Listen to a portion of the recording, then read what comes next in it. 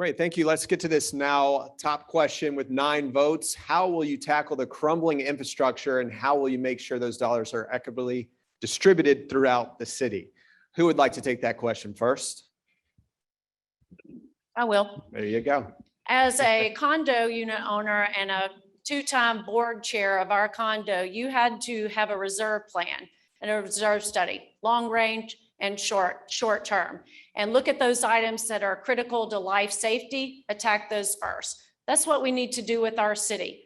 What is the most important? We've had roads that haven't been paved in 30 years, my understanding from the Mayoral Forum that I sat in, and some roads that haven't been paved at all. So we need to dive into that, look at our planning department, and as we bring on new units, new density, you can't take something a lot that has 3 toilets on it and add 600 toilets and expect that sewer system to work well. So it's diving into that crumbling infrastructure, work with our neighborhood planning units, let us know where we need to go to direct those funds. And we need a full assessment of the city. It's not just Buckhead that has a lot of potholes. You can drive anywhere in this city and see the deterioration. Equitable distribution of our problems means that we have to have equitable distribution of our solutions.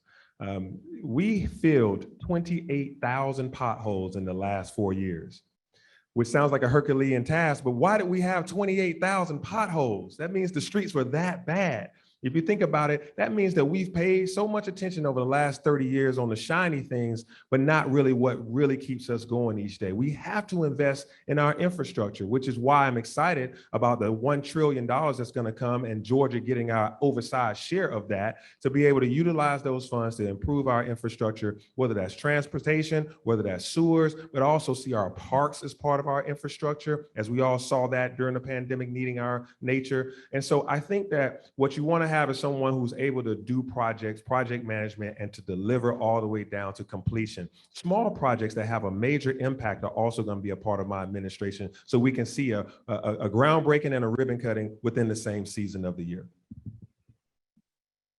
When we talk about how do we equitably distribute the money, having been around when we had the quality of life bonds, what we did to make sure that it was equitable is we made sure that every district in the city had the same proportional amount of money to utilize for projects in that district.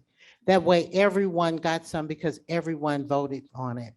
We've now had the Renew Atlanta bonds, which you know that we ended up having to recalibrate because we didn't have money.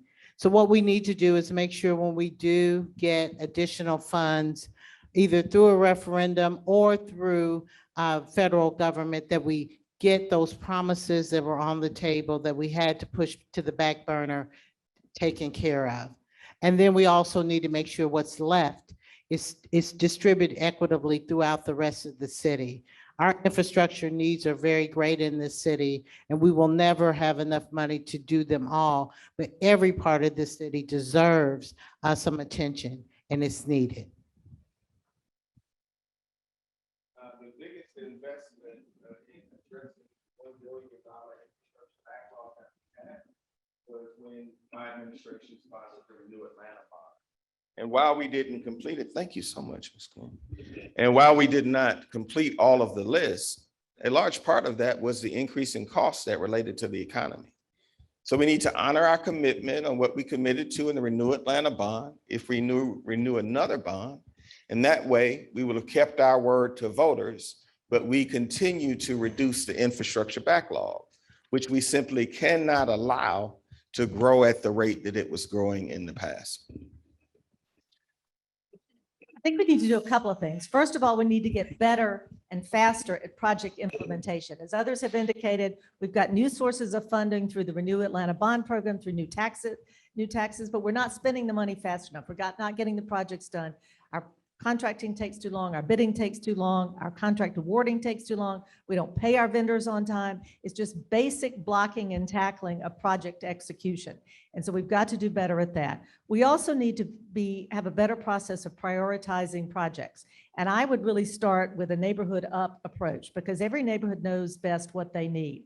And rather than deciding top down, everybody's got to do the same thing, I would really use our neighborhood and NPU planning system to prioritize investments, because there are a lot of small investments that might make a big difference, a bike lane here, a new sidewalk there. And if we're only making decisions in the second floor of City Hall, we're not fully addressing the prioritization that we need to do to order to make a difference. Thank you.